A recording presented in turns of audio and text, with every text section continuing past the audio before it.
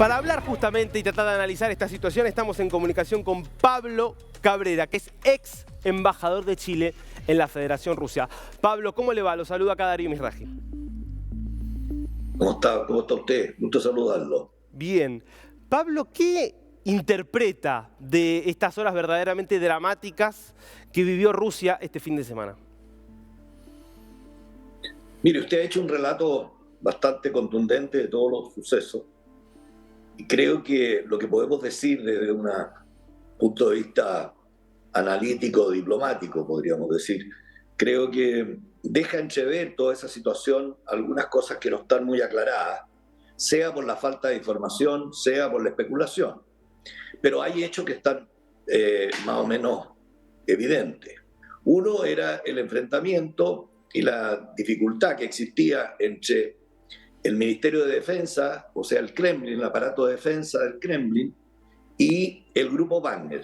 El Grupo Wagner es un brazo armado paramilitar, no es oficial de la Federación de Rusia. Si bien es cierto, ha trabajado incluso en labores pseudo-diplomáticas al amparo de personeros que lo forman y que eran ex KGB. Como podríamos decir, esto nace mucho antes que el 2014. Usted muy bien lo puso en 2014 porque empieza el problema con Ucrania. Pero nace antes, que son como los desempleados de la Guerra Fría, podríamos decir. En el cambio de cuando desaparece la Unión Soviética, el tema de seguridad de los Estados Unidos, el aparato de seguridad era muy amplio y hubo una limpieza más o menos para cambiar y darle una fisonomía nueva a lo que era la ex KGB, que ahora tomaba otro nombre. Y ellos han tenido actividades en diferentes partes del mundo, que son los grupos proxy, que se llaman también los mercenarios, y que muchas veces han cometido actos ilícitos o trabajan dentro de lo mínimo que la legalidad le da a alguna ilicitud en algunos países, principalmente en el África y en otros países. También han actuado en Europa.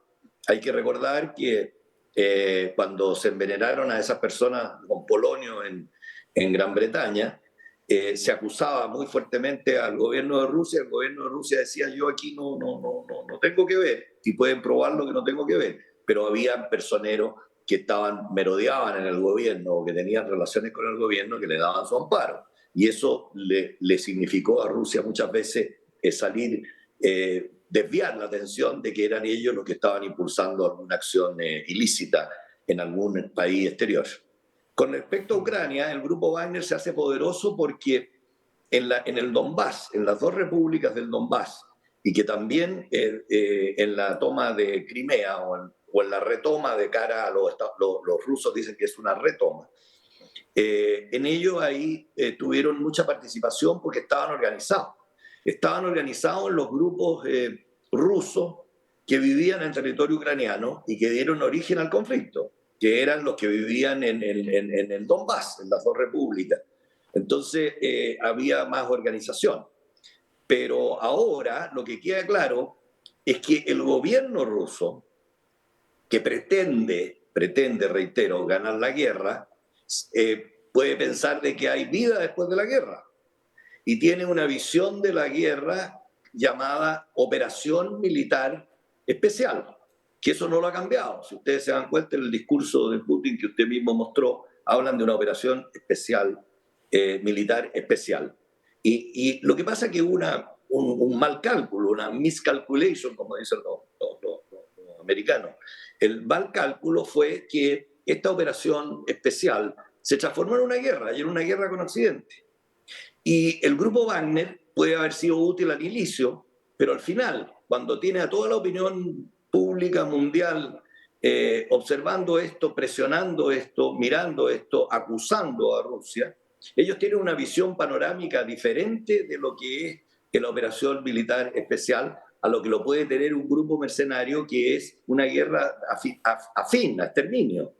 Y creo que lo que sucedió en Bakhmut, que era una ciudad muy neurálgica en el tema de la mantención de los rusos en territorio ucraniano o de la recuperación por parte de los ucranianos de territorio de ellos, el gobierno central, el aparato militar del Kremlin, le ordenó la retirada de Bakhmut al grupo Wagner. Esto produjo un quiebre brutal.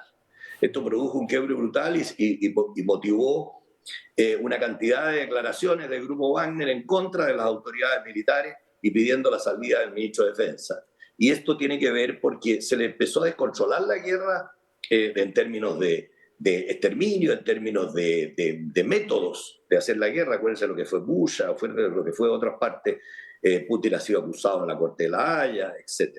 Entonces, quisieron organizar esto, una cosa que el cansancio en la guerra trae muchas dificultades y se ha dado cuenta que el término de reclutamiento de los rusos para ir al frente fue muy bajo.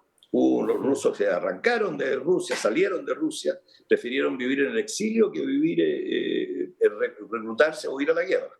Entonces, esta controversia que al parecer, yo no tengo la información, pero hablamos al inicio que esto era un análisis, no un comentario propiamente, sino que un análisis de la situación que da diferentes caminos para poder analizar esto.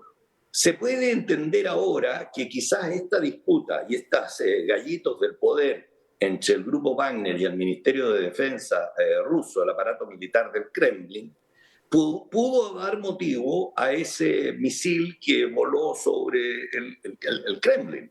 Podría haber sido una alerta diciendo, cuidado, nosotros podemos molestarte también en Moscú, como creyeron muchos grupos occidentales que esto era organizado por los propios rusos. Quizás esto podría estar confirmando eso. Lo otro fue en bombardeo, hace 3 semanas más o menos, menos de un mes, en la ciudad limítrofe rusa de Volgorod, donde vive mucho ucraniano y mucho ruso, donde hubo un bombardeo sorpresivo a instalaciones de Volgorod. O sea, acuérdense de que Ucrania recibe armamento y está en esta ofensiva para recuperar sus territorios, no para atacar territorios rusos. Entonces, esa vez hubo un ataque a Volgorod, a instalaciones, no instalaciones militares, sino que instalaciones civiles, edificios de Volgorod. Eso se habló de un contrabando, de drones, etcétera, etcétera. Esto puede ser un segundo warning o alarma o alerta del grupo Wagner al aparato militar, que les pedía que se enrolaran oficialmente. O sea, no querían que, si me permite la expresión, anduvieran por la libre. Ya la libre no les servía a los intereses rusos. Y el poder de fuerza de lo que queda por ver es que una noticia en desarrollo, como dijo el propio secretario de Estado de los Estados Unidos, no especulemos todavía, veamos cómo se van los acontecimientos, porque la información que se entrega, nadie ha dicho qué es lo que ofreció Lukashenko, el presidente de Bielorrusia, qué significa la estadía de Prigozhin en Bielorrusia. Entonces, esto puede ser un cambio de estrategia militar, como un cambio de los mecanismos de reclutamiento y de acción, y puede también el cambio de estrategia militar ir tomando sentido el hecho de que esta guerra es muy larga, de que esta guerra los países pretenden sobrevivir después. Esto implica un gasto enorme, implica un cansancio de la población. Los rusos ya también, hay una discusión dentro de Rusia, si bien es cierto los apoyos son todavía altos, 67% de la población, de acuerdo, se cree que son altos. En Ucrania también hay un desgaste, ya se está hablando mucho de la reconstrucción de Ucrania futura. Hay una declaración de una entrevista del secretario de la OTAN, Stoltenberg, hace pocos días atrás o semanas atrás, donde señala cuando le preguntan, oiga, ¿y qué base de negociación habría? Y él contestó, esto depende de Ucrania. Claro. O sea, los discursos a veces, las declaraciones a veces pueden ser muy rimbombantes, pero que hay que leerlas en su estricto contenido. Yo creo que tal como, acuérdense que el presidente Zelensky en un momento decía que había que recuperar los territorios previos a la invasión de febrero del 22, y después cambió y dijo previo al 2014, que era la toma de Crimea. Entonces, hay... Sí. Pablo. Espérese, cerrar esto. Sí. No, ahí. Pablo, le Entonces hay agradecemos. mucho material, Sí, hay mucho material. claro. Le agradecemos mucho, Pablo, por este análisis en caliente, por supuesto, con todavía muchos interrogantes abiertos, Claro, pero porque tiene mucho todavía lógico. que andar, hay mucho que analizar y hay mucho que ver todavía, está muy en pañales Y esto. está claro que es una historia aún en desarrollo. Le agradecemos muchísimo por este tiempo con DNews. Muchas gracias, Darío, hasta luego.